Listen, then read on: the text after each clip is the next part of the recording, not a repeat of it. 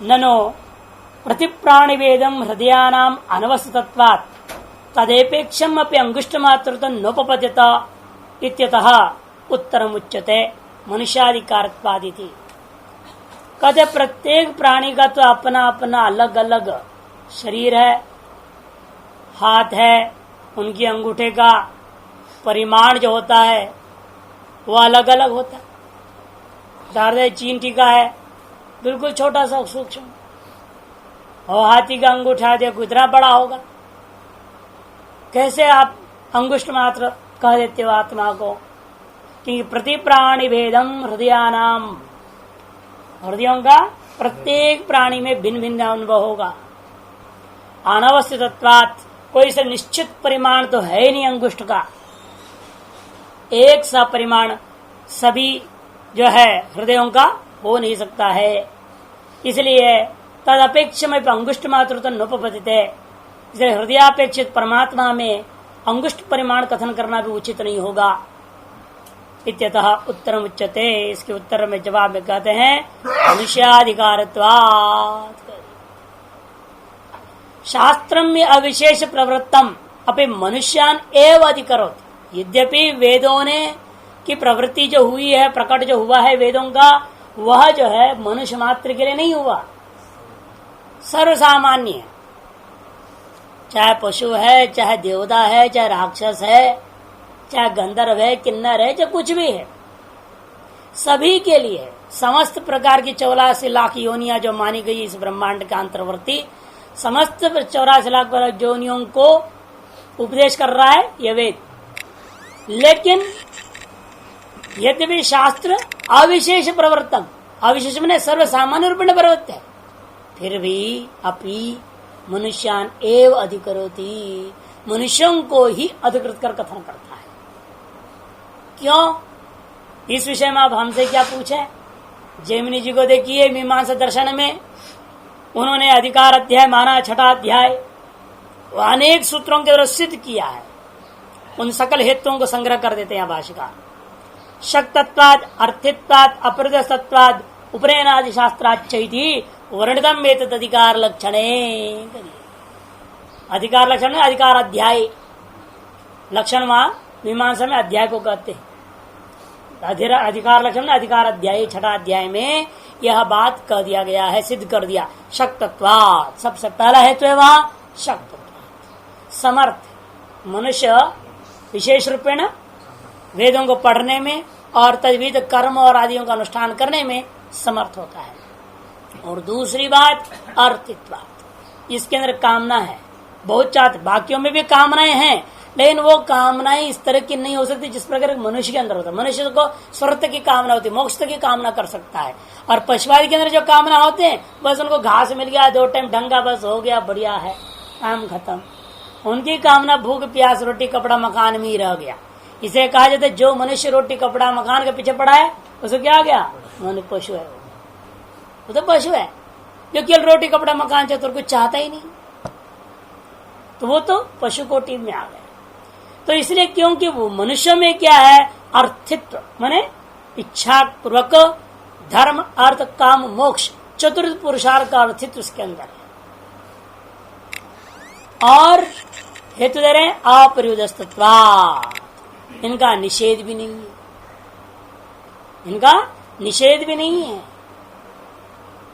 उपनयनादि शास्त्राच्छ, मनुष्य में क्यों नहीं है निषेध? मनुष्य में तो कहीं को निषेध किया, शूद्र को स्त्री को निषेध कर दिए हो, ये वेदाध्ययन नहीं करना चाहिए, कर्मकांड नहीं करनी चाहिए। लोग केवल इनका काम सेवा, सेवा के द्वारा उनका जो है स्वकर्मणात्मक सिद्धि विन्दति मानव, शूद्र और स्त्री जो है जिनका वो भागी बने हुए हैं उनका सेवा करने मात्र से उनका कल्याण हो जाएगा कह दिया है।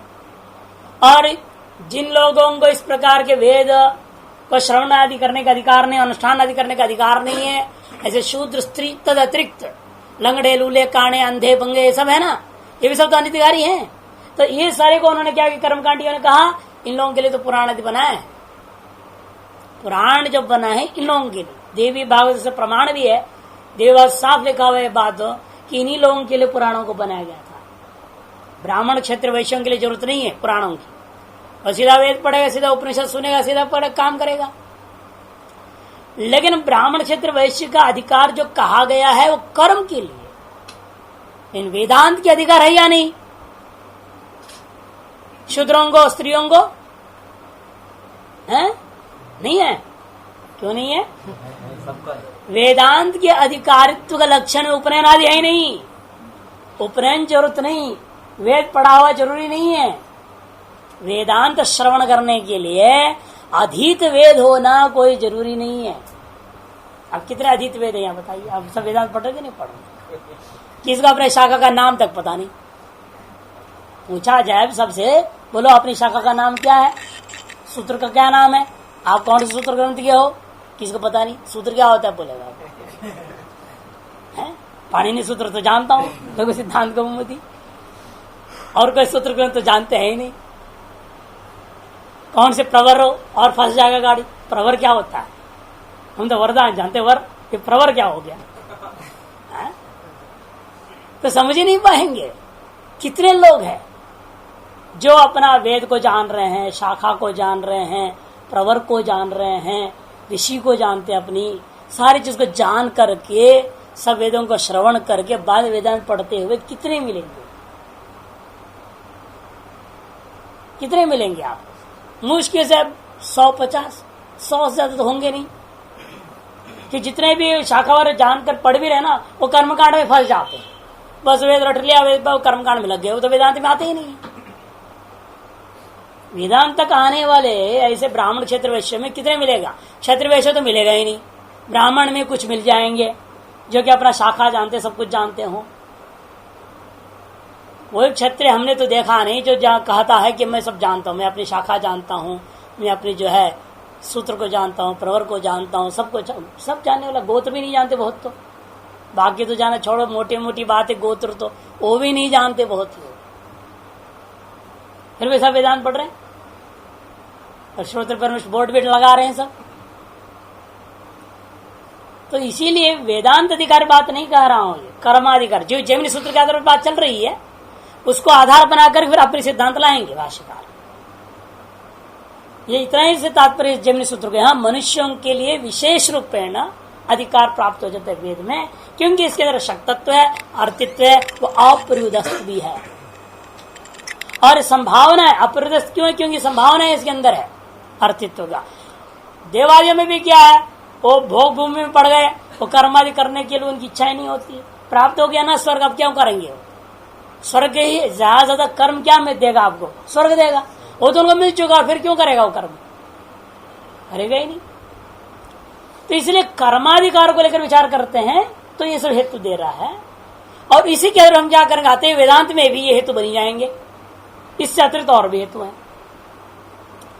अपरिदस्तत्वात् उपनयनादि शास्त्राच, उपनयनादि विधायक जो शास्त्र है उससे भी क्या परिता है? श्रुति कर्मानुष्ठान में अनिराकृत है और शास्त्र उनके उपनयन आदि का विधान भी करता है। ऐसे अधिकार अध्याय में जिमनी महाराज ने कहा है, शूद्रो यज्ञ अनवक्लिप्त, शूद्र जो है यज्ञ में अनवक्लिप्त कह दिया है श्रुति ने तैत्तिरीय संहिता में। तम अध्यापयित यो द्विज स्यात्, उसी को पढ़ाना चाहिए जो द्विज हो गया, अर्थात जन्म लिया माता पिता से और उपनयन संस्कार हो गया। अभी आया था उपनयन संस्कार। उपनयन संस्कार में माँ कौन है? गायत्री। पिता कौन है? आचार्य, जो गायत्री दीक्षा दे रहे हैं। ये माता पिता दूसरे जन्म का, वो द्विज है। वही द्विज को ही अध्ययन करानी चाहिए। तम अध्यापयित यो द्विज स्यात्, इस श्रुतियां हैं। अतएव जो है इस आधार पर यहाँ पर कहा दिया मनुष्यों को ही लगता है विशेषाधिकार कथन किया गया है। यदि भी पेड़ पौधों में भी ब्राह्मण क्षेत्र वैश्य शूद्र भेद है, पेड़ों में भी है, सब में है। चातुर्वर्ण व्यवस्था केवल मनुष्य मात्र में मत समझिए, हर चीज में है, हर वस्तु में एक चीज आता है। पढ़ेंगे तो उसमें पता लगता है अनेक वनस्पतियों के बारे वर्णन आया। रुद्राक्ष के बारे में देख लीजिए, ब्राह्मण रुद्राक्ष, क्षत्रिय रुद्राक्ष, वैश्य आया है उपनिषद में। रुद्राक्ष जावल उपनिषद है, उसे आप पढ़ेंगे। ब्राह्मण वृक्ष रुद्राक्ष के ब्राह्मण रुद्राक्ष अलग कर दिया, क्षत्रिय रुद्राक्ष अलग है।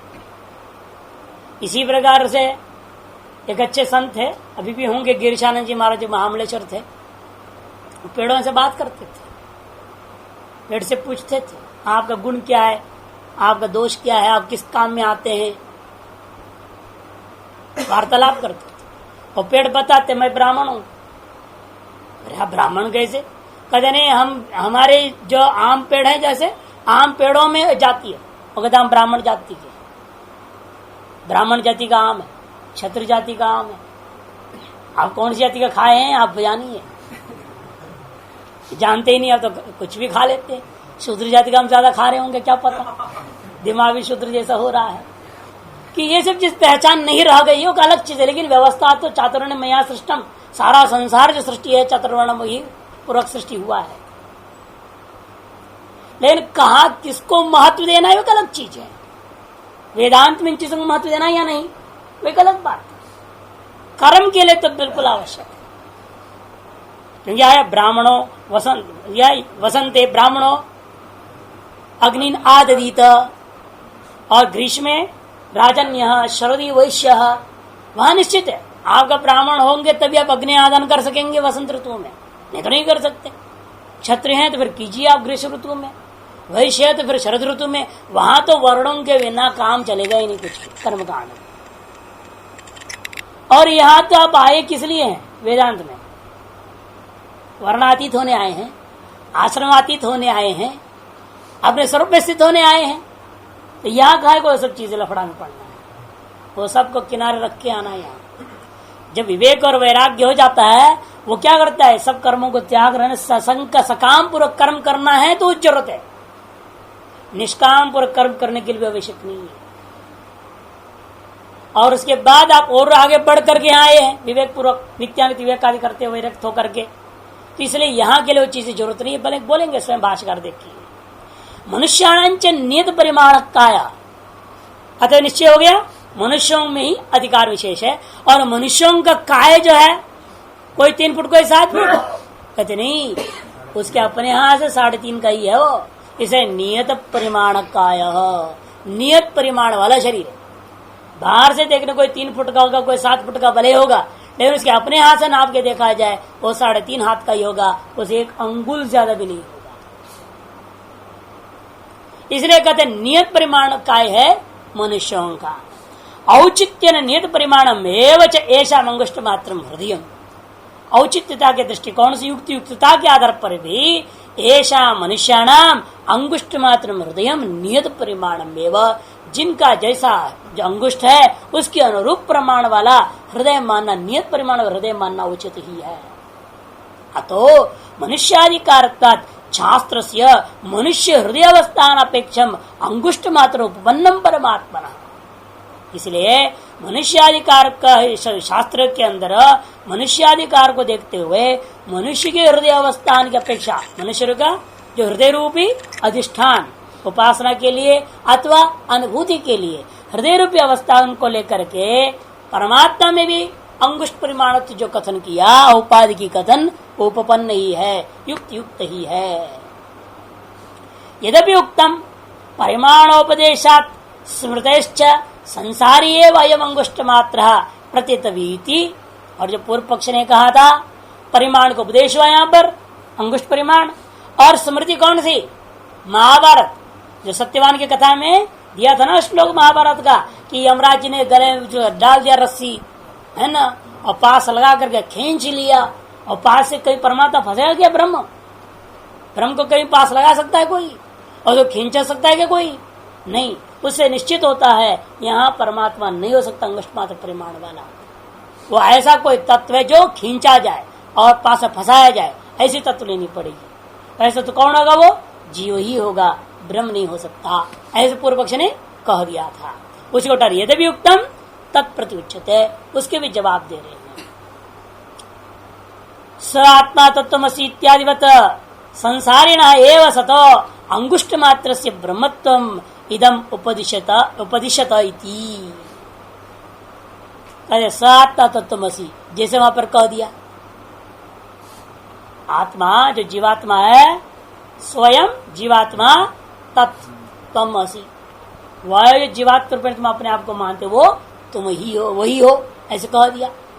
वो आत्मा से जीव ही ले रहे हैं, स्वयं जीवात्मा, त्वम तत् असि, वही तुम हो।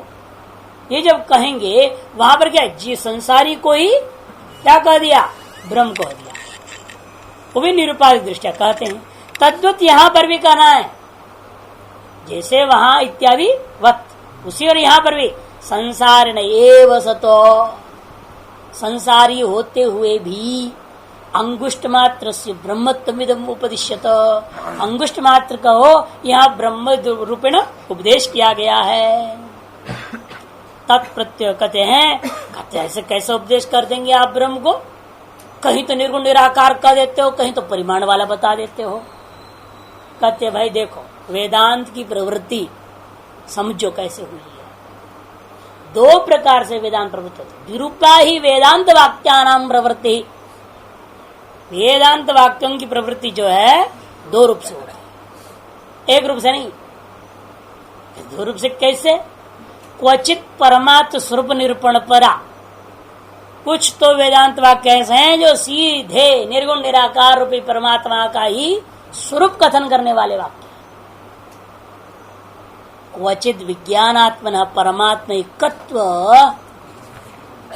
उपदेश परा, और कुछ अन्य वेदांत वाक्य कैसे हैं, इस जीवात्मा को परमात्मा के साथ अभेद कथन करना उसका मुख्य प्रयोजन। जहां अभेद करना मुख्य प्रयोजन होता है उन स्थलों में परिमाण आदि उपाधियों को लेकर कथन किया जाता है। जहां स्वरूप कथन करना होता है वहां निरुपाधिक स्वरूप का कथन होता है। इसलिए वेदांत वाक्यों को दो भाग में समझना चाहिए, नहीं तो सब खिचड़ी हो जाएगा, विरोध हो जाएगा, निर्गुण सगुण विरोध हो जाएगा। उस विरोध को साफ दूर कर दे रहे हैं।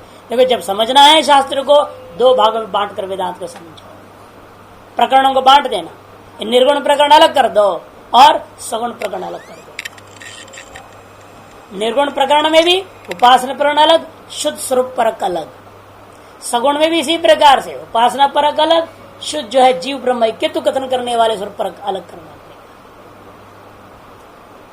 और सबको इकट्ठा कर दो। निर्गुण उपासना सगुण उपासना के अलग ही कर देना, उपासना कर अलग कर दो उसको भाष्यकार नहीं ले रहे, यहाँ उसको भाष्यकार ले ही नहीं रहे, कहते उपासना तो बिल्कुल अलग ही कर दीजिए आप, निर्गुण उपासना चाहे सगुण उपासना उसको तो अलग कर देना। और विशुद्ध बात करें तत्व की बात, कि शुद्ध ब्रह्म तत्व का कथन करने वाले वाक्य अलग, जीव ब्रह्म ऐक्यत्व तत्व का कथन करने वाला वाक्य अलग कर देना। इस रूप से लगाओगे तभी वेदांत समझ में आएगी। और ये जो अंगुष्ठ मात्र श्रुतियां जितना उपाधि की श्रुतियां होती है वो जीव ब्रह्म ऐक्यत्व कथन करने के लिए आई हुई। तदत्र विज्ञानात्मना परमात्मना एकत्व उपदिशत है, उनमें से तयो मध्य अत्र, जिस आप कठोपनिषद की श्रुति पर विचार कर रहे हैं, यह कठोपनिषद की श्रुति विज्ञानात्मा का परमात्मा के साथ में एकत्व को उपदेश करने के लिए आया हुआ है। इसे नांगुष्ठ मात्रत्वम कसिचित, इसलिए यहाँ पर वास्तव में श्रुति का तात्पर्य अंगुष्ठ मात्र परिमाण का विधान करने में नहीं है, परिमाण का विधान करने में नहीं है। इस श्रुति का लक्ष्य जीव ब्रह्म ऐक्यत्व कथन करने में, न अंगुष्ठ मात्रत्वम कसिचित। यहाँ पर इसलिए किसी का भी अंगुष्ठ परिमाण के उपदेश मात्र में यहाँ तात्पर्य नहीं है। इस उपदेश का तात्पर्य जीव ब्रह्म ऐक्यत्व, एतमेव अर्थम परेण स्फुटीकरिष्यते। इसी बात को आगे पुनः अंगुष्ठ मात्र शब्द को लेकर के स्पष्ट कर दिया है उसी कठोपनिषद में। अंगुष्ठ मात्र पुरुषो अंतरात्मा सदा जनानां हृदये सन्निविष्टः तन् स्वात् शरीरात् प्रवृद्धेत् मुञ्जात् इवेशी काम धैर्येण तम विद्या चुक्रम अमृतम इति। अंगुष्ठ मात्र पुरुषो, स्पष्ट वहां पर अंगुष्ठ मात्र पुरुष जो कैसा है, अंतरात्मा, सबका हृदय के भीतर में रहने वाला आत्मा। सदा जनानाम हृदय सन्निविष्ट, वो कहाँ रहता है वो अंतरात्मा, सदा सभी के जनों के जीवों के मनुष्यों के, केवल जनानाम कह दिया, मनुष्य मात्र से मतलब नहीं, सकल जीवों के हृदय में सन्निविष्ट है। तम उस परमात्मा को कैसे अनुभव करना है, स्वात् शरीरात प्रवृहित, अपने शरीर त्रय से अलग कर देना, उसको विवेक करके देखना, अर्थात शरीर त्रय में आसक्ति को त्याग करना ही से अलग करके अनुभव करना हुआ। और कोई से अलग करने का मतलब ये नहीं कि वह जैसे कहा दिया मुंज घास का जो दृष्टांत देंगे यहाँ मुंजादि व इशिका। इशिका में क्या हो रहा है, वो तो इशिका अंदर होता है पतला सा, और उसके लिए क्या ऊपर घास की 3 परत है, वो 3 परत को फाड़ के निकालना पड़ता है। बाहर तो बहुत ही खतरनाक होता है, तलवार जैसे होता है, तेज धार होता है उसकी। उसको भिगोते हैं पानी में, सड़ाते हैं उसको ताकि उसको आसानी से निकाल सकें। फिर दूसरा, फिर तीसरा, तब अंदर सीख निकलता है वो। उसी प्रकार यहां पर कहोगे स्तुचर को काट के निकाल दो, छील दो उसको, कैसे छीलोगे? स्तुचर को छीलेगा कौन? सूक्ष्म को छील भी दो, ऑपरेशन करा दे, लेकिन सूक्ष्म को कौन छीले? कारण शरीर को कैसे छीलोगे? इसलिए यहां पर दृष्टांत पहले छीलना दिया हुआ है, लेकिन उस अंश में घटाने का तात्पर्य नहीं है, यहां पर एक पृथक करने का तात्पर्य। आत्मा का शरीर से पृथक करने तादात्म्य अध्यास को तोड़ना है। पृथक करने में यहां पर क्या है? तादात्म्य अध्यास को तोड़ना है। और तादात्म्य से तोड़ोगे कैसे? आसक्ति को त्यागना है। शरीर की आसक्ति को त्यागेंगे जब, तब शरीर से आप अलग हो जाएंगे। शरीर में रहते हुए भी आप शरीर से अलग रहेंगे। इसको बार बार उपनिषदों में समझाने का प्रयास किया जा रहा है। इसलिए कहते हैं मुंस्वात शरीरात प्रवृहेत, तीसरी कहते मुंजादि व इशिकाम। इसलिए कहते हैं धैर्येण कश्चित धीर आवृत चक्षुः। धीर तो शब्द बार बार आता है उपनिषदों में। हर कोई आदमी धीर नहीं हो सकता है ना। नाम किसका धीर रखा भी जाए, लेकिन धीर तो नहीं हो जाएगा वो। है ऐसा भी एक, इसका नाम धीर, और उन्होंने बेटा का नाम रखते धीरज। धीर से जने ना, वो धीरज है। और दोनों ही बदमाश है। हाँ, धीर बाप ने तो 3 शादी किया, धीरज ने कहा हम क्यों कम रहे, कम से कम 2 तो कर ही लो, तो उसने 2 कर दिया। तो ऐसे लोग हैं। इसे नाम से होता नहीं ना, तो धीरानंद रख दिया, नहीं क्या होगा? धीरानंद रखने से काम चलेगा क्या? नहीं चलेगा। वो धीरानंद का अर्थ अलग कर देते हैं उसके। धीशु एव रमन्ति धीरा, धीशु एव रमन्ते, किधर धीशु? विशेष धीशु एव, विषय धीशु एव रमन्ते धीरा। ऐसे लोग हैं। लेकिन यहाँ उन धीरों की बात नहीं करें ना, यह ध्री धातु का है। ध्री धातु से धीरा बना हुआ है, धारण करता है। आत्म तत्व को स्वरूपत्व धारण करने की क्षमता वाला अंतःकरण है वो। अब तक जगत को धारण करने का अंतःकरण बना हुआ है जो, वो अपने स्वरूप को भी स्व से अभिन्न तत्व को भी ग्रहण करने के सामर्थ्य वाला हो जाता है। इसलिए कहते हैं यहाँ पर कि मुंजा ऋषिम धैर्येण तम विद्यात्। और उसे कैसे जानोगे आप? किस प्रकार का है वो? शुक्रम अमृतम। ये सब बताओ, जीव में घटेगा? जीव शुद्ध स्वरूप है क्या? सकाम होने के नाते तो अशुद्ध है, और अमर नहीं हो तो मृत है, मरणशील है, म्रियमाण वस्तु है। इसलिए कहते हैं ये सब शब्दों से स्पष्ट ही है। वो अंगुष पुरुष कौन होगा? जो शुक्र है, जो अमृत है, वो अंगुष पुरुष शब्द से यहाँ पर तादात्म्य कर दिया। समानाधिकरण प्रयोग है, इनको देखना स्पष्ट ही होता है। यहाँ ब्रह्म ही है प्रकरण में। कहता है ठीक है, मनुष्याधिकार आपने कह दिया। अब उस पर आक्षेप संग सगलाधिकरण आरंभ होता है। पूर्व पक्ष कहेगा ये मनुष्याधिकार देवताओं को अधिकार नहीं मानना पड़ेगा। फिर देवताओं को, गंधर्वों को, इत्यादियों को अधिकार ही नहीं है, केवल मनुष्य को अधिकार। न नीचे न ऊपर, किसी को भी अधिकार नहीं। मनुष्य तो बीच में है ना, उसे नीचे की योनियों में या उसके ऊपर की योनियों में कहीं भी वेदांत का अधिकार नहीं। यह अर्थ नहीं है। यथा कर्माधिकार नहीं, दृष्टांत हमने कर्माधिकार को लेकर के वेदांत में भी काटा, मनुष्यों को यह अधिकार है। फिर कहेंगे वेदांत में भी इसलिए कर्मवत मनुष्यों से भिन्न अन्य योनि वालों को कोई अधिकार नहीं मिलेगा। उसके लिए देवताधिकरण आरंभ होता है। देवताधिकरण इसका देखिए अधिकरण सार, नाधिक्रियन्ते विद्यायाम देवाक्यं वाधिकारिणः विदेहत्वेन सामर्थ्य हानिर्नैषाम् अधिक्रिया अविरुद्धार्थवादादि मंत्रादिर्देह सत्ततः आर्थित्वादेश्च सौलभ्यात् देवाद्या अधिकारिणः। नाधिक्रियन्ते विद्यायां देवाः किं वाधिकारिण। कुछ इसलिए आप प्रसंग संगति भी मानते, प्रासंगिक है, अधिकार का प्रसंग है ना। यदि भी अस्पष्ट ब्रह्मलिंग वाक्यों का विचार करने के लिए पादारंभ हुआ और बीच में अधिकार क्यों टपकाया आपने। हेतु में जब अधिकार है मनुष्याधिकार, उस स्मृत से उपेक्षा नरोत्तम प्रसंग संगति भी लोग मानते हैं। अथवा आक्षेप भी हो सकता है मनुष्यों को अधिकार को, देवतादियों को अधिकार नहीं है, इसलिए आक्षेप संगति अथवा प्रसंग संगति से यह अधिकरण आरंभ हो रहा है।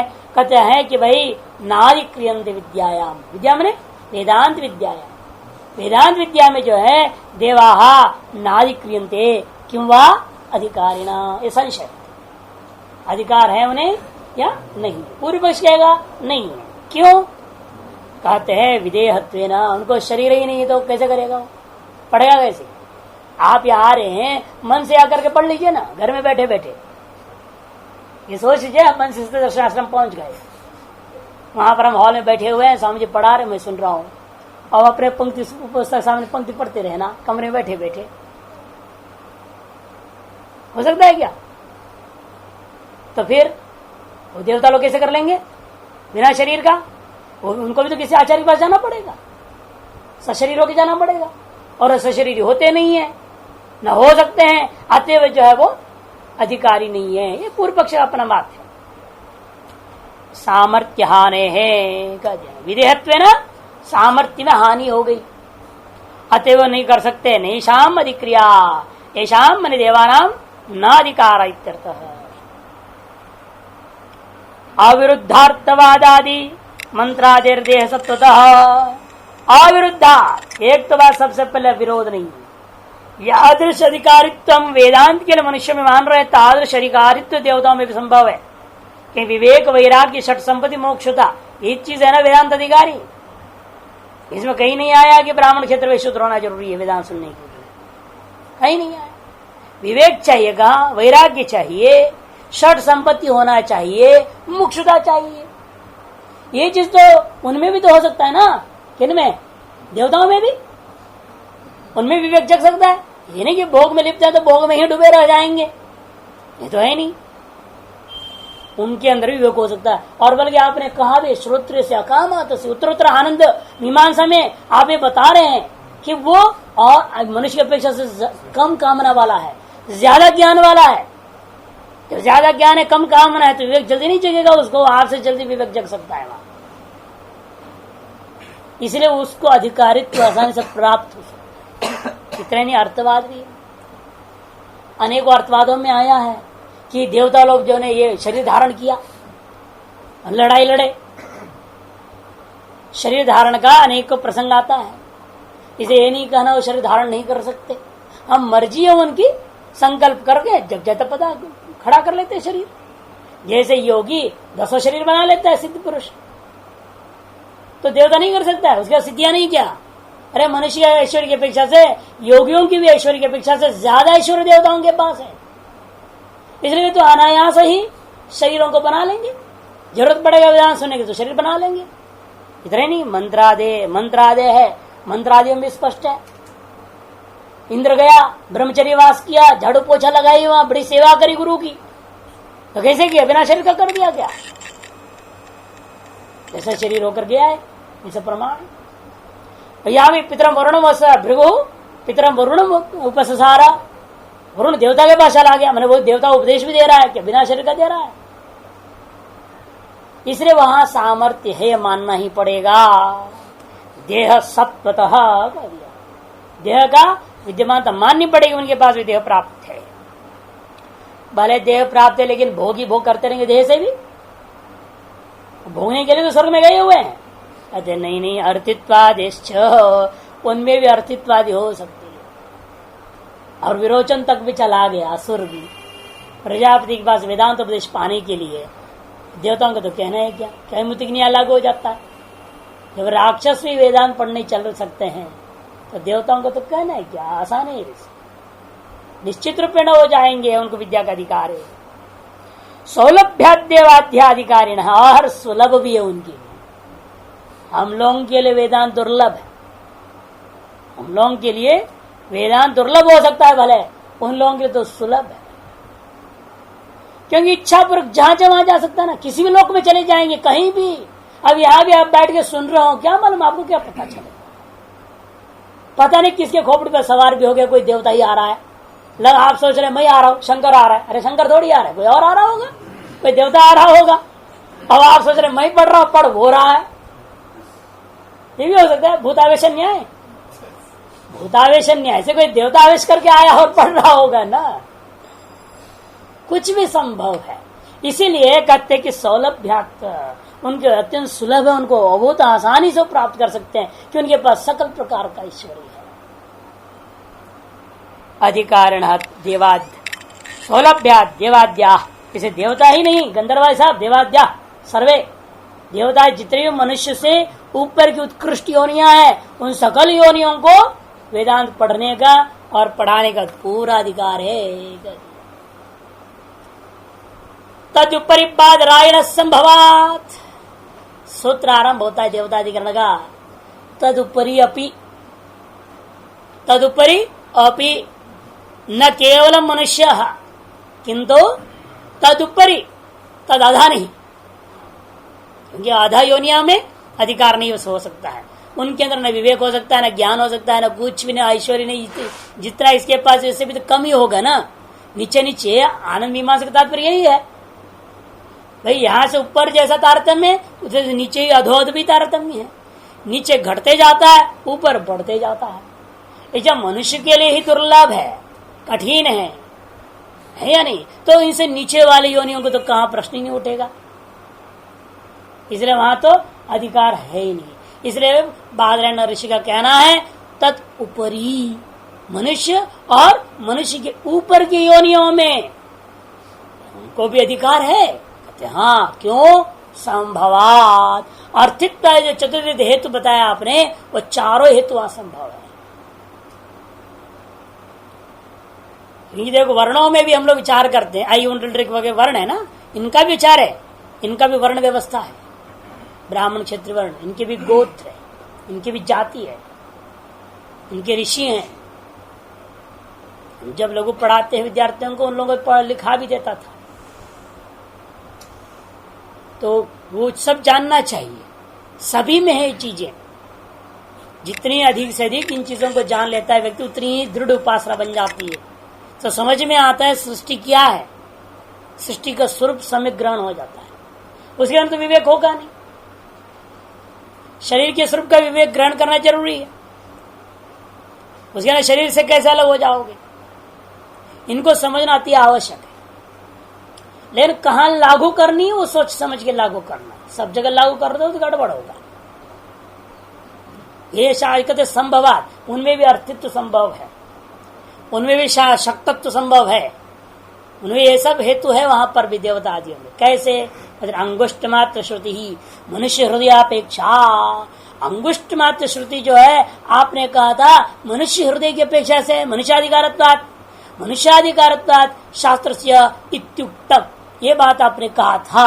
तत्प्रसंगे प्रसंगेन इदम उच्यते, नकार इधर कर दिया, तत्प्रसंगेन इदम उच्यते, और डैश होनी चाहिए, नहीं तो प्रसंग है तो ठीक है, हमने कलम से बनाया। तत्प्रसंगे न इदम उच्यते, ऐसे पाठ नहीं करने का।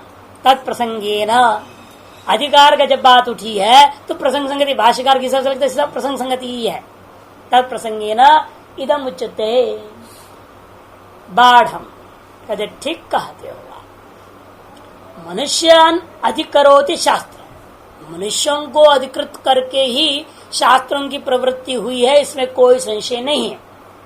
लेकिन न तो मनुष्यान एवं, मनुष्यान अधिकरोति, न तो मनुष्यान एवं अधिकरोति। देखो, अहम ब्रह्म न तो अहम एवं यथा, बार बार बताते हैं अहम ब्रह्मास्मि, ये तो ठीक ठाक है, लेकिन अहम एवं ब्रह्मास्मि ये राक्षसों का काम है, असुर वेदांत है। क्योंकि अहम एवं कहकर क्या कर दिया आपने? दूसरे का व्यावर्तन कर दिया। इसका मतलब क्या? दूसरा सब अब्रह्म है, तो सर्वम कर तुम ब्रह्म कैसे घटेगा? इधर से यहां पर भी कह रहे, देखो मनुष्यान नदी करोति, यहां तक तो बात तुमने जो कहा बिल्कुल सही है, लेकिन मनुष्यान एवं अधिकरति कहोगे तो गड़बड़ होगा, इतर का व्यावर्तन हो जाएगा। तो एवं आता क्यों? इतर को व्यावृत करने के लिए। और आप इतर की व्यावर्तन कर दोगे फिर तो बाकी सब गड़बड़ा जाएंगे। अधिकारियों का भी व्यावर्तन कर दिया, इसलिए कहते ऐसा नहीं हो सकता। न तो मनुष्यान एव इति यह ब्रह्म ज्ञानी नियमो अस्ति, सकार नहीं है। लेकिन ब्रह्म विद्या के ब्रह्म ज्ञान में ब्रह्म विद्या के मामले में मनुष्यान एव ऐसा आप नियम लागू नहीं कर सकते। कर्मकांड में भले लागू कर लीजिए, आप कर्मकांड में भले आप लागू कर लीजिए, लेकिन यहां हम नहीं मान सकते। यह ब्रह्म ज्ञान में ब्रह्म विद्यायाम जो है मनुष्यान एव इति नियमो नास्ति। क्यों? तेषा मनुष्याणाम उपरिष्टात् ये देवादय तद उपरी है ना, उसकी व्याख्या कर रहे। तद मने तेषाम, मनुष्याणाम, उपरी मने उपरिष्ठात्, कौन? ये देवादय तान अपि अधिकरोति शास्त्रम इति बादरायण आचार्य मन्यते। मनुष्यों के ऊपर की जितनी योनियां है देवादि, उन सभी को अधिकार है ऐसा शास्त्र भी कहते। कि शास्त्र ने निर्णय ले लिया किस कर्म में किसको अधिकार है, किस उपासना में किसको अधिकार है, श्री वेदांत भी किसको अधिकार है वो भी कहा है ना। दांतो रांतो मुमुक्षु ये सब है, उपरता तितिक्षु सब शब्दावली है प्रधान परिषद में, अधिकारी का वर्णन किया। नास्त्य कृत्य कृत्य न कर निश्चय जो कर लिया है कि नहीं। निर्वधमायत ब्राह्मणा श्रुत्यम गुरु में अभिगच्छेद इत्यादि प्रकरणों में अधिकारियों का लक्षण जगह जगह बता चुके हैं। इसलिए हर प्रकरण में अपना अपना अधिकारी का जो लक्षण बताया है शास्त्र, उस अधिकार लक्षण के आधार पर शास्त्र तो देवादियों को भी अधिकार दे रहा है ब्रह्म विद्या में। भले शास्त्र कर्म में उन्हें अधिकार दे या न दे, वह आप निर्णय लेते रहिएगा। इन ब्रह्म विद्या में तो उन्हें भी अधिकार है, हम कहते हैं। अकस्मात है तो हो शास्त्र जो है उन्हें भी अधिकार दे रहा है, तो किस आधार पर दे सकता है? संभवा, तो वहां भी संभव है। क्या संभव है? संभवती तेषाम अपि अर्थित्वादि अधिकार कारण। अधिकार के लक्षण में आपने जो कहा है अर्थित्वादि, यह बात उनमें भी संभव है। तत्र अर्थित्वम दवत मोक्ष विषय देवादिनम अपि संभवती। ठीक है, स्वर्ग विषय नहीं होगा, पशु काम नहीं होगी, पुत्र काम नहीं होगा, सब नहीं होगा उनको, इसलिए उन कर्मों को नहीं करेंगे। भाई कर्माधिकार इसलिए नहीं मानेंगे क्योंकि ऑलरेडी उन्हें प्राप्त है ना स्वर्ग। ठीक है, स्वर्ग काम नहीं है तो कर्माधिकार नहीं, लेकिन मोक्ष काम को लेकर जो है ब्रह्म विद्या में अधिकार क्यों नहीं होगा?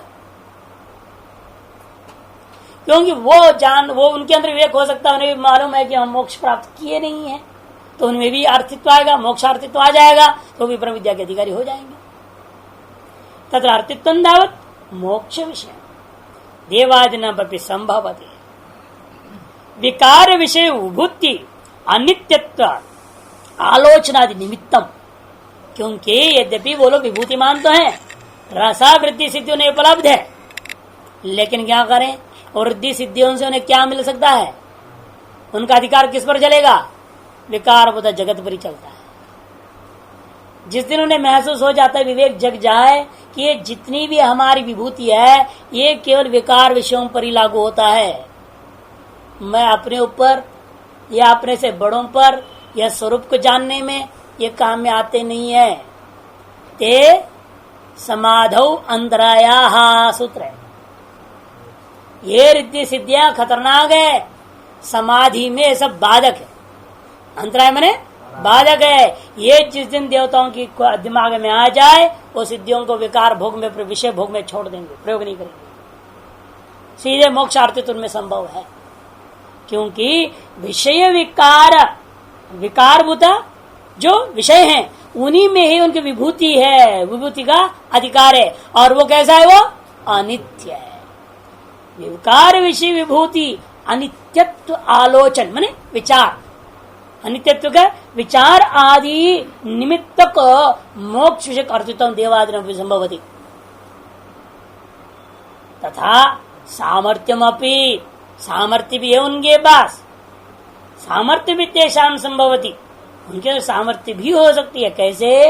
मंत्रार्थवाद इतिहास पुराण लोकेभ्यो विग्रहवत्वाद्यवगमा, एक नहीं अनेक प्रमाण दे दिया। क्योंकि मीमांसक लोग क्या करते हैं, विग्रहत्वादि खंडन करते हैं, मंत्र रूप ही देवता है, कोई हाथ पैर शरीर वाला नहीं मानते हैं। वो उसके विरुद्ध में भाषकर कहते नहीं नहीं, उनके विग्रहत्वादि संभव है। कैसे? मंत्र से, अर्थवाद से, इतिहास से, पुराण से, लोक से भी उन देवतादियों का विग्रहवत्व स्वीकृत है। न चेषां कश्चित प्रतिषेध अस्ति, और उनके अंदर इन चीजों को कोई प्रतिषेध कहीं भी नहीं आया है। कहते हैं भाई उपनयन आदि कौन कराएगा उनको, फिर उपनयन आदि कौन कराएगा? न च उपनयन शास्त्रेण येषाम अधिकारो निवर्त्येत। जब कोई करावे न करावे, कराने की जरूरत भी नहीं है। उपनयन शास्त्र के द्वारा ऐशाम अधिकारो न निवर्त्येत, इन देवताओं के अधिकार को आप छीन नहीं सकते। क्यों? उपनयन किस लिए जरूरत है? उपनयन से वेदाध्ययनार्थत्व, उपनयन का संबंध वेदाध्ययन के साथ है। तेषांच स्वयं प्रतिभात वेदत्व, और देवताओं को तो जन्मजात ही सकल वेदों का ज्ञान है, उन्हें पढ़ने की जरूरत क्या है? जात वेदा हम अस्मि, अग्नि बोला नहीं क्या ना उपनिषद में, मैं जात वेद हूं, सर्वज्ञ हूं मैं, ऐसे कह रहा हूं, है ना। इसलिए क्या है कि स्वयं प्रतिभात वेदत्ता, स्वयं प्रकाशित है संपूर्ण वेद उनके लिए, अतः उनको वेदाध्ययनार्थ उपनयन संस्कार की अपेक्षा ही नहीं है। फिर कहोगे भाई हम लोग को ब्रह्मचारी दीक्षा क्या जरूरत है? फिर आप लोग कह सकते हैं ना, फिर हम लोग ब्रह्मचारी दीक्षा की जरूरत है क्या? जिन्हें छुट्टी निकाल दो अभी से, फिर कोई जरूरत नहीं, ऐसा अर्थ नहीं है। देवता लोग स्वयं प्रभात वेद वाले होने के नाते उन्हें जरूरत नहीं है। आप स्वयं प्रतिभात वेद वाले हो गया है? वेदों के 4 नाम भी नहीं जानते हैं बहुत, तो जब आते हैं यहाँ साधु बनते, जब ये आते हैं बहुत हमने देखा, उन्हें ये भी पता नहीं वेद कितने होते हैं, कुछ नहीं मालूम। तो इसलिए यहाँ तो जरूरी है, जन्म संस्कार कराना पड़ेगा, उपनयन संस्कार कराना पड़ेगा, गायत्री जब करनी पड़ेगी, अंतर शुद्धि के लिए पूरा प्रयास करना पड़ेगा, क्योंकि स्वयं प्रतिभात वेद वाले हम लोग नहीं है। अपिच येषां विद्या ग्रहणार्थम ब्रह्मचर्यादि दर्शयति, बल्कि उल्टा विद्या ग्रहण करने के लिए इंद्रादियों के मामले में आया, उन्हें ब्रह्मचर्य आदि का भी जो है अनुष्ठान किया है। 100 भयवैशा वर्षाणी भगवान प्रजापतौ ब्रह्मचर्यम उवास, 101 साल भगवान मन इंद्र ने प्रजापति के दरबार में जाकर के ब्रह्मचर्य का वास किया था। भृगुर्वै वारुणी वरुणम पितरमुपसार अधि भगवो ब्रह्म इत्यादि। देखो वह अध्यापन कर्म भी कर रहे हैं वरुण देवता, इंद्र देवता विद्यार्थी बन के अध्ययन कर्म के लिए जा रहा है, मैंने अध्ययन अध्यापन दोनों दिख रहा है वहां देवताओं में। यदि भी कर्म स्वनिधिकार कारणमुक्तम न देवानाम देवतांतर भावादिति न ऋषिणाम आर्षयांतर भावादिति, देवताओं को और ऋषियों को कर्म अधिकार नहीं, ये जो आपने कहा वहां तक तो हम भी मान लेते हैं इस चीज को। उस हेतु क्या दिया? देवता इसे नहीं कर सकता, इंद्र हवन करने बैठेगा, किस इंद्र को देगा? इंद्राय स्वाहा है, खुद तो इंद्र है ना, वो तो यजमान हो गया, जो इंद्र है वो तो यजमान हो गया मान लो। अब वो इंद्राय स्वाहा करके किसको देगा? वो कौन सा इंद्र होगा? वो मंत्र बोध्य उद्देश्य होता है जो देवता जिसके लिए देना है, वो सुबह से कोई दूसरा इंद्र मानेगा? वो है कोई? संभव नहीं। वो इंद्राय स्वाहा अग्नि स्वाहा कैसे अपने चेड़ा को देगा क्या? अग्नि कौन होता है? इंद्र के मंत्रिमंडल का एक सदस्य है, और राजा बैठ करके अपने मंत्र को स्वाहा देगा? ऐसे कैसे होगा? तो ये सब विपरीत मामला बनेगी, और इसे एक तो दूसरा देवता नहीं हो सकता, अपने निकृष्ट को देना पड़ेगा भी असंभव है। इसी प्रकार ऋषि के मामले में भी प्रत्येक मंत्र को उनको ऋषि होता है। मान लो कोई मंत्र का विश्वामित्र ऋषि है, और विश्वामित्र ऋषि बैठ के यज्ञ कर रहे हो, और उस मंत्र का ऋषि विश्वामित्र का ध्यान करना पड़ जाए, क्या अपनी ध्यान करेंगे? मैं विश्वामित्र इस मंत्र का ऋषि हूं स्वाहा, फिर करेंगे? कर नहीं सकते।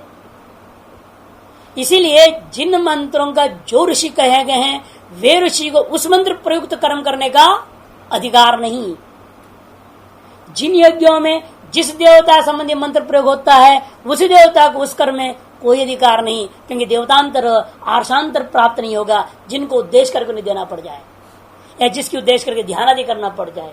ये असंभवात जो है, भले आप कह दो उनको कर्म में अधिकार नहीं। इन वेदांत में इंद्र को पढ़ने के लिए दूसरे इंद्र के पास जाना पड़ेगा क्या है? वेदांत पढ़ने के लिए इंद्र गया, कहां जा गया? उसके लिए क्या दूसरे इंद्र की अपेक्षा है? जरूरत है नहीं। इसलिए वेदांत में इनका अधिकार अनायास सिद्ध हो जाता है। कर्मसु अनधिकार कारण मुक्तम, जो आपने कर्मों में अनधिकार कहा था, न देवानाम देवतांतर अभावात, देवताओं का कर्माधिकार नहीं है, क्यों? देवतांतर नहीं है, दूसरे देवता लोग नहीं है, दूसरा इंद्रादि नहीं है। न ऋषि नाम अपनी कर्माधिकार, ऋषियों को भी कर्माधिकार नहीं, क्यों? आर्षयांतर भावात, कि दूसरा आर्षय मंत्र कहां चलाएंगे हम? यद्यपि उक्तम इति न तद विद्यासु अस्ति, इन सूत्रों को विद्या के मामले में लागू नहीं करना। क्यों? नहीं इंद्रादिना विद्यासु अधिक्रियमाणा नाम, इंद्रादि उद्देश्य किंचित कृत्यम अस्ति, कि इंद्र जो ब्रह्म विद्या में अपने आप अधिकारी मान करके वेदांत पढ़ना चाहेगा तो उसके लिए इंद्रोद्दिष्ट कोई कृत्य करना पड़ेगा। इंद्र को उद्देश्य करके कोई कर्म करना पड़ेगा क्या? तो फिर इसलिए वेदांत पढ़ने में उसको क्या दिक्कत है? भद्रम करने भी बोलेंगे ना, तो वहां व्यवहार है शांति पाठ में, तो शांति पाठ में जो आ रहा है उससे कोई दिक्कत नहीं। वहां पर शांति पाठ से जो प्रार्थना की जाती है वह स्वभिन्न के लिए होना कोई जरूरी नहीं होता। स्वाभिन्न किसी भी प्रार्थना हो सकती है। इस निर्गुण ब्रह्म की उपासना कैसे करते हैं? स्वाभिन्न में करते हैं। लेकिन कर्म में क्या होता है? वहां पर समस्या होती है, कर्तृत्व है, वहां पर कर्तृत्व है और उद्दिष्ट पदार्थ भिन्न होगा, और यहां ऐसा नहीं है। कर्तृत्व है नहीं ना, कर्तृत्व को छोड़ने ही आए हैं और छोड़कर उसी दृष्टि से अध्ययन करना है। तो इसलिए कहते हैं कि यहां पर समस्या नहीं है कि इंद्रोद्दिष्ट कोई कृत्य नहीं है वेदांत अध्ययन के लिए। जैसे आप यहां आते हो कि इंद्रादियों को नमस्कार करके या पूजा पाठ करके आना पड़ता है। वेदांत श्रवण करने के लिए कोई जरूरत नहीं। ये तो आपका अपना जनु चोटी रखे हो ना, एरियल और बेल्ट के चक्कर में करना पड़ता है, और क्या को करना है? वेदांत सुनने के लिए करके आने की जरूरत नहीं। आप नहा के भी मत आइए, मुंह धो के भी मत आइए, चल जाता है। लेकिन जो है मुख्य यहाँ मामला तो ये है, आपकी जनु चोटी बाधक बन रहा है, इसलिए आपको करके आना पड़ रहा है। वेदांत श्रवण के लिए अपेक्षित नहीं है सब चीजें। वेदांत के लिए अपेक्षित एक ही चीज है, आप साधन चुप से संपन्न हो। हाँ, एक अलग बात है, साधन चुप संपन्न होने के लिए अनेक जन्मों से हम करते आए हुए जो कर्म की वासना है, उस वासना से यहाँ पर बिना नहाया पाते नहीं, वो तो अलग बात है। वो तो वासना वशात है, प्राग कर्म वशात हो रहा है, अनेक जन्म संसिद्ध है ना, आए हुए हो आप, इसलिए वासना बन गई, बिना नहाए, बिना धोए, बिना पूजा के, बिना तिलक लगाए आते नहीं है, वो तो संस्कार वशात है। इन आधिकारिक कोटि में सब जोड़ना नहीं, विशेषण शुचि स्नात्वासन ये सब जोड़ना नहीं है। ये अधिकारी का लक्षण के अंतर्गत आने वाला नहीं है। इसीलिए इंद्र को दूसरा इंद्रादि को उद्दिष्ट करके कोई कर्मकांड आदि करने के पश्चात विद्याधिकार मिलेगा, ऐसा नहीं है। ब्रह्म विद्या के मामले में नहीं हो सकता। नच भृगवादी नाम भृगवादी सगोत्रतया, इसी तरह से भृगवादियों को कोई भृगवादी सगोत्री गुरु या सगोत्री चीजों को सुनने के लिए आप कष्ट करना पड़े, ऐसी कोई बात नहीं है। तस्मात् देवादिन विद्या स्वाधिकार केन वार्यते, बताओ इसे देवतादियों को जो ब्रह्म विद्या में अधिकार है उसको कौन खंडन कर सकता है? देवाद्यधिकारी अपनी अंगुष्ठमा श्रुति स्वांगुष्ठापेक्षा निवृत्ते, और वहां पर भी अंगुष्ठमा श्रुति बिगड़ेगा नहीं, उनके अपने अंगूठे के बराबर उनका हृदय की विद्यमान आत्मा मान लेंगे, कोई दिक्कत नहीं होगा। पूर्व पक्ष क्यों नहीं विरोध होगा? विरोध है, विरोध है कहता है पूर्व, विरोध कर्मणि चेत न अनेक प्रतिपत्तिर दर्शनात्।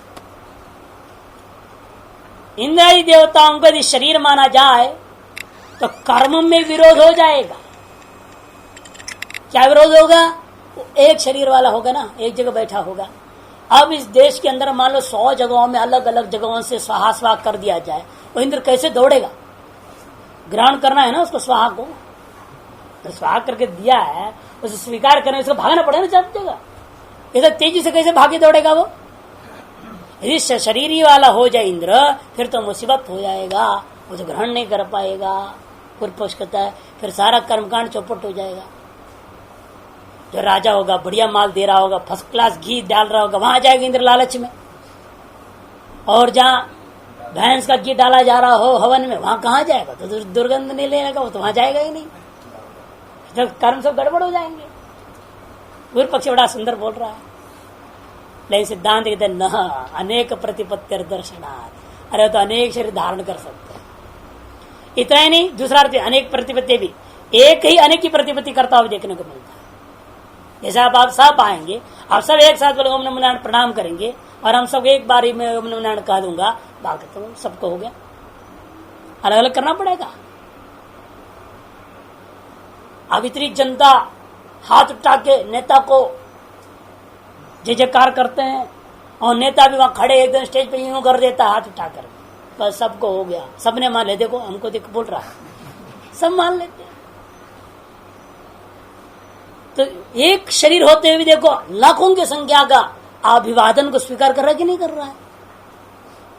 सर एक इंद्र, क्या वो देवता इतना भी सामर्थ्य नेता से भी घटिया है क्या?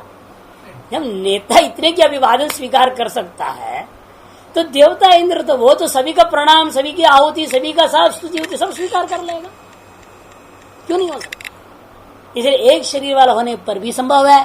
तो ऐश्वर्य वशात सैकड़ों शरीर बना लेगा, जहां यज्ञ हो रहा है वहीं वहीं खड़ा है वो, क्या दिक्कत? एक योगी बना सकता है तो वो नहीं बना सकता है क्या? अतएव संभव है अनेक उपत्तिर दर्शनात्।